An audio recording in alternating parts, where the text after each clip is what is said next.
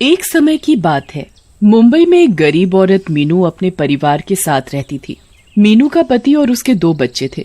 मीनू का पति एक शराबी था। वो कुछ काम धाम नहीं करता था और जब देखो शराब पीता रहता था।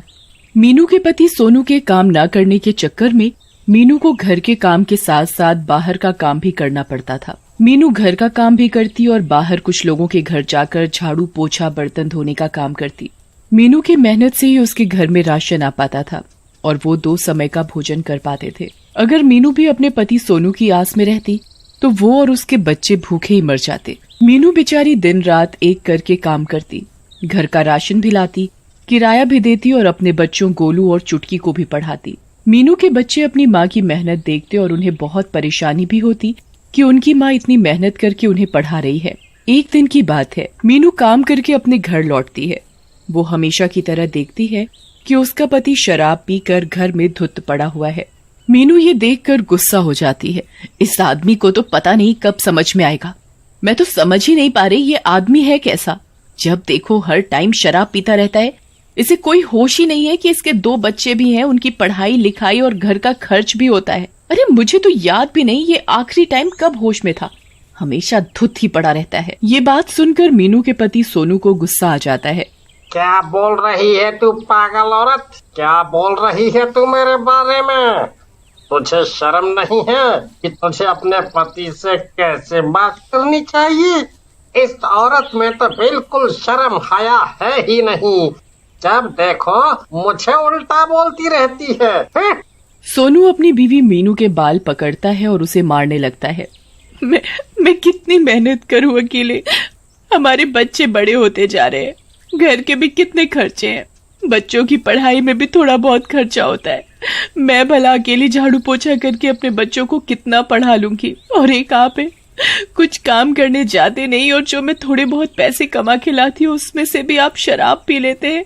सोनू अपनी बीवी मीनू को एक जोर से थप्पड़ मारता है। बदतमीज औरत, तूने मेरी शराब के बारे में उल्टा बोला कैसे? तुझे कोई हक नहीं मेरे और मेरी शराब के बीच में आने का। हा? मीनू सोनू की बात सुनकर बहुत जोरों की रोती है।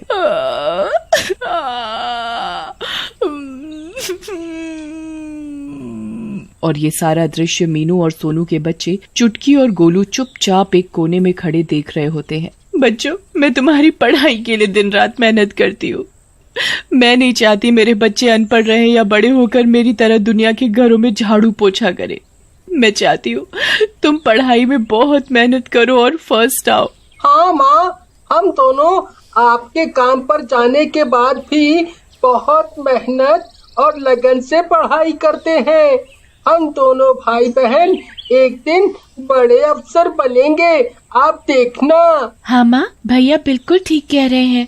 और हाँ माँ, मैं अपने पापा जैसा बिल्कुल भी नहीं बनना चाहता। हम देखते हैं हमारी माँ हमारे लिए कितनी मेहनत करके पैसे जोड़कर पढ़ाती है।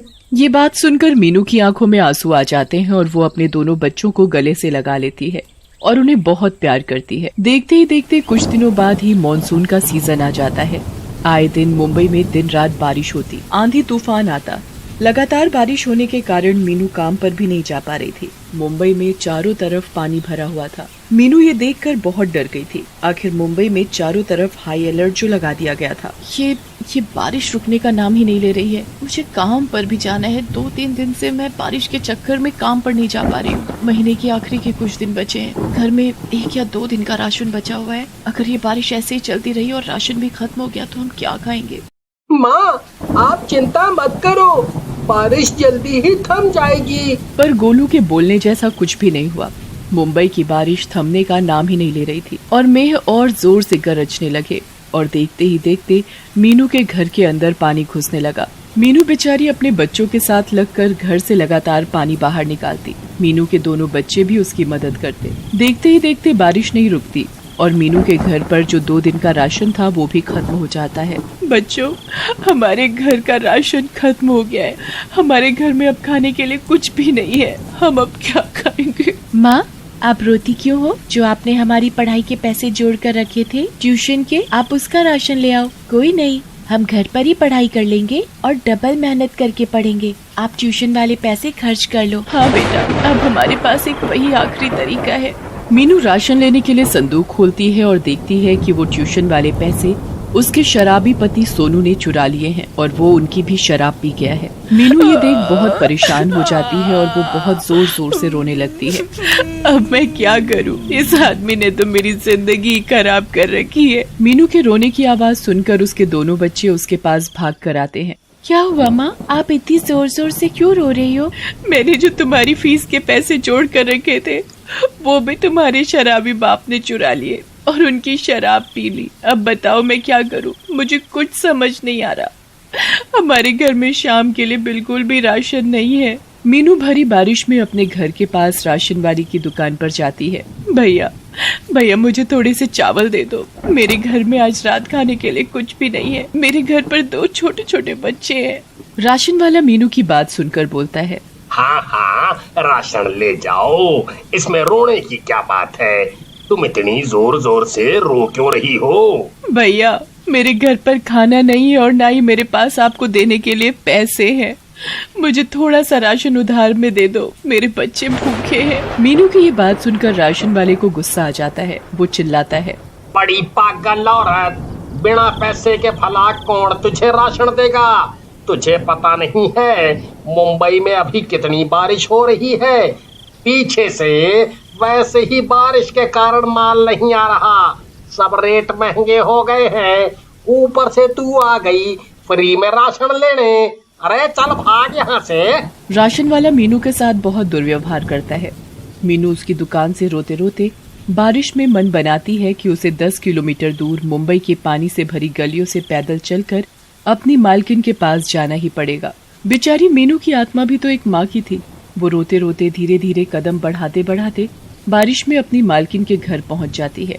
मीनू की मालकिन मीनू को इतनी बारिश में देखकर हैरान हो जाती है। अरे मीनू, तुम यहाँ कैसे?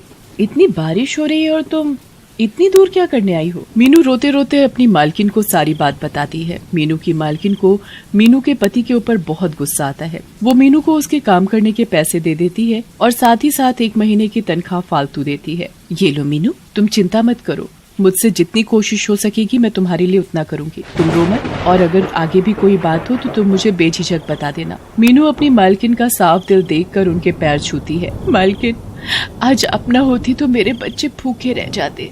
हमारा यहाँ कोई भी नहीं है इतने बड़े शहर में। आपने मेरी मदद की, आपकी आभारी हूँ। अरे मीनू, तुम अब यहाँ बातें ही बनाती रहोगी या फिर घर जाकर बच्चों के लिए खाना भी बनाओगी? चलो अब अपने घर जाओ, तुम्हारे बच्चे भूखे होंगे। जी मालकिन। और हाँ, तुम पैदल मत जाना, यहाँ से ले लो किराया और अपने घर सही सलामत जाओ, बाहर बहुत बारिश है। जी मालकिन। मीनू अपनी मालकिन के घर से निकलती है। रास्ते से अपने परिवार के लिए राशन लेती है और घर जाकर अपने बच्चों को पेट भर कर खाना खिलाती है।